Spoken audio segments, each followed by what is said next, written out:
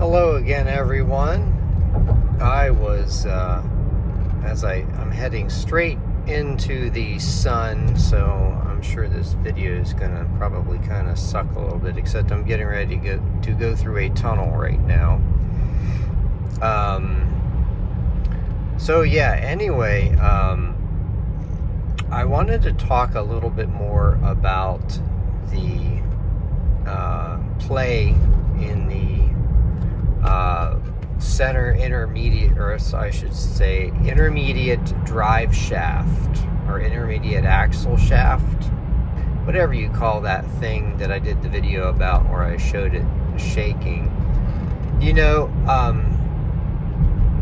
My theory now is that has been happening ever since I bought the car with 144,000 miles on it, and for God knows how many miles before that. The only reason I even discovered that was because I was trying to identify a clunk in the front end, which I'm pretty sure is the axle bearing. Not the axle bearing. I'm thinking about the axle bearing, and I said that again. The strut mount bearing. That's what I think the issue is. So when I was getting under the car and shaking everything, that's when I discovered that the intermediate shaft has some play. So the interesting thing about that is, so if my theory is correct, and it's been doing that for the past 6,000 miles or so, that it's not really something to be concerned about immediately. I'd be interested to get some feedback about that. So I'm taking it out on a highway spin right now and just listening pretty closely to see if I hear any bearing noise or anything, and I don't. I have a little bit of tire noise and a somewhat noisy truck that I'm passing. But other than that, there's no vibration, no shaking. There's no symptoms of any kind coming from that.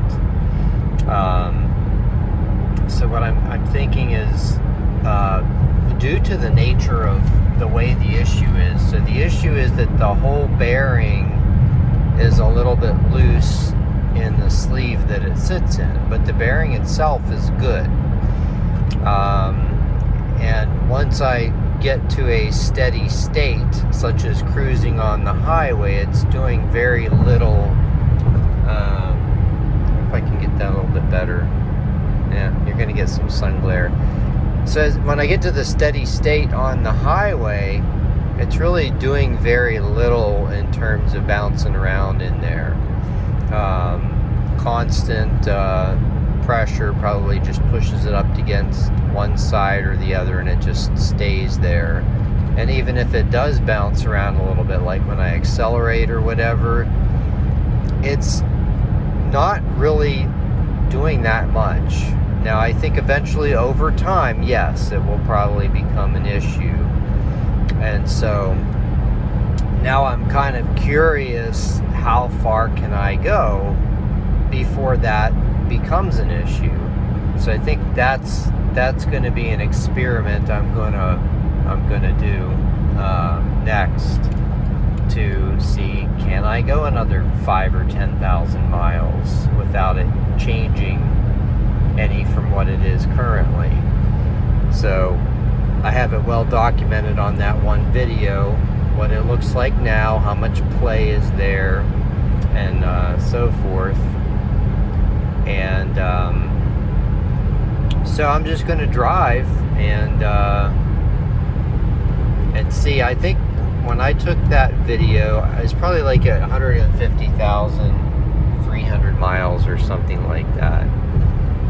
And so, I might check it every 1,000 miles or so just to see if there's any change, see if it's getting any worse. And back to those of you who are interested in that sort of thing.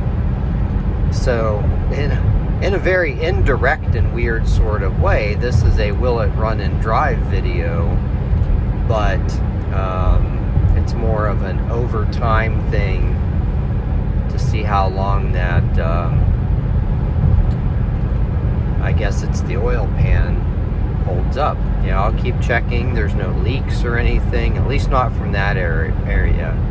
There are definitely leaks, but not from the oil pan. Okay, so that was what I wanted to talk about real quick. Hope you're all having a great day.